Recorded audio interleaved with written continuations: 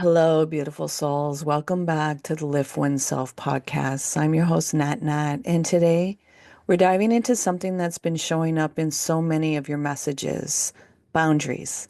After our last episode, one listener sent me a message which particularly stopped me in my tracks. I quote, "Sometimes it's hard because there is a lot of love, and you feel like you have to explain why you're stepping away. Our body tells us this relationship is no longer giving us substance, yet we sometimes stay out of obligation in years together." That message resonated with me, and I'm sure it probably resonated with you also. Yet I'm here to open up the dialogue about boundaries, that they aren't walls we build to keep others out. They're gardens we tend to help ourselves bloom.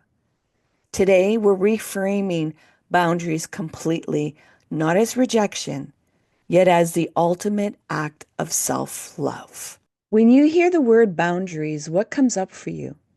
For many of us, there's this subtle guilt, right? Like we're being selfish or pushing people away. Yet here's what changed everything for me. Boundaries aren't about others at all. They're love letters to yourself. They're you saying, I matter enough to protect my peace. Have you ever noticed how sometimes it's easier to choose anger and walk away than to feel the love that's still there while honoring your boundaries? That's because vulnerability is terrifying. It's much simpler to slam a door than to leave it cracked open while saying, I need some air. One client that helped me with the Raw Healing course shared, I spent years trying to make myself small enough to fit into relationships that weren't built for who I was becoming. Setting boundaries wasn't about pushing others away. It was about making room for myself to expand. When I asked why she keeps showing up, she said, I feel like I owe it to her because of our history. Does that resonate? This idea that time invested equals obligation to continue? We're taught that love means always being available, that being a good person means putting others first, that needing space makes us difficult. One of my spiritual teachers and author and book that I continuously go back to is Michael Singer, who wrote The Untethered Soul. I highly suggest you go get the book. He indicates we don't have needs. This isn't suggesting we don't have genuine requirements for well-being, like respect and safety. What he's pointing out to is how we often mistake our attachments to specific outcomes for actual needs. For example, needing respect is valid, yet demanding that someone must text back within an hour to prove they respect you, that's an attachment disguised as a need. When we confuse the two, our boundaries serve our insecurities rather than our growth. Let me illustrate this difference. An authentic requirement might be, I need open communication in my relationships. When expressed healthily, this becomes, I'd appreciate a text if you're running more than 30 minutes late. Yet, when it's coming from an attachment, it might sound like, you need to respond to my message within an hour, or I assume you don't care about me. The first creates space for your genuine well-being. The second attempts to control someone else's behavior to avoid feeling uncomfortable emotions. True boundaries honor our authentic requirements without demanding others manage our emotional experience. When we set boundaries from that place of attachment, I need you to treat me better or I'm not okay, we're actually giving our power away. We're making our peace dependent on someone else's behavior. Yet, let's go deeper for a moment. What's really happening when we place our emotional well-being in someone else's hands like this? In simple terms, we're avoiding feeling our emotions because somewhere along the way, we learned it wasn't safe to feel them fully in our bodies. We also probably learned that it wasn't safe to verbally express them to others. Instead of turning inward, we grasp outward, trying to control how others behave so we don't have to face what's happening inside us. Think about that. How often have you found yourself saying, if only they would change, then I could feel better? I catch myself doing this sometimes too. It's so human, especially as a parent. How many of us say if our children would only show up this way, I would be better. Yet here's the beautiful, challenging truth. Creating safety for our emotions is an inside job. No one else can do it for us. When we learn to create that internal container to say, I can be with this discomfort, I can hold this fear, I can witness this anger without being overwhelmed, something magical happens. Our boundaries transform. They're no longer desperate attempts to control others so we can feel okay. They become clear, calm declarations of what works for us, spoken from a place of wholeness rather than lack. One practice that changed everything for me was simply placing a hand on my heart when difficult emotions arise and whispering, I'm here with you. I'm listening. Just that small act of turning toward what I was feeling rather than immediately trying to fix it outside myself, it rewired something fundamental in how I relate to others. True boundaries come from abundance, from knowing you are already whole. They're not desperate pleas. They're calm declarations of your worth. They say, I know who I am, and this is how I choose to be treated. Let's share a quick mindful moment together. If it's safe to do so, gently close your eyes and notice your breath. Notice what sensations arise when you think of a relationship where boundaries feel difficult. There's probably a lot of feelings or sensations coming up in this thought. It's okay. Let them come up. You're safe to feel.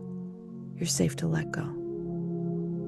Just observe without immediately labeling them as good or bad. As you breathe in, say to yourself, I listen with curiosity. As you breathe out, say to yourself, I discern with wisdom. Continue taking a few more breaths, stating those statements to yourself. And when you're ready, you're going to gently open your eyes while staying with your breath. Now, what does it look like to create boundaries from self-understanding rather than fear? I've created a framework I call trust. Now, let me break that down for you. T, tune into your body's signals with discernment. That knot in your stomach when someone texts, it's information, not necessarily a command to avoid. Ask yourself, is this discomfort protecting me from harm or protecting me from growth? R, respond from clarity, not crisis. The best boundaries aren't set in moments of overwhelm. Take time to ask, what do I value? What am I actually feeling beneath my initial reaction? You understand that authentic emotions may feel unfamiliar. When you start setting boundaries, you might not fully trust your emotional response because they're new territories after years of people pleasing. S, separate worth from people pleasing. Your value has never been determined by how available you make yourself to others. Real love expands with healthy boundaries. And T, take ownership of your evolution. Your boundaries will change as you grow. The boundaries you need today might be different from what you needed yesterday or what you'll need this evening. And that's perfectly okay. Let me share something deeply personal. For years, I ignored my body's signals and pushed through discomfort. I'd say yes to others when I was depleted, smile through the exhaustion, yet crash for days after. What I didn't realize was how serious this disconnection from my body would become. Eventually, I was diagnosed with brain lesions and given 6 months to live. The doctors couldn't even name what was happening. They just knew my body was in crisis. That experience taught me something profound. When we consistently override our body's wisdom and avoid our authentic emotions because we don't feel safe expressing our needs, our bodies sometimes have to scream louder to be heard. One day after my recovery, I finally honored that knot in my stomach and said, I need this weekend to rest, and I'd love to connect next week when I can be fully present. And you know what happened? A simple, take care of yourself. We'll be here when you're ready.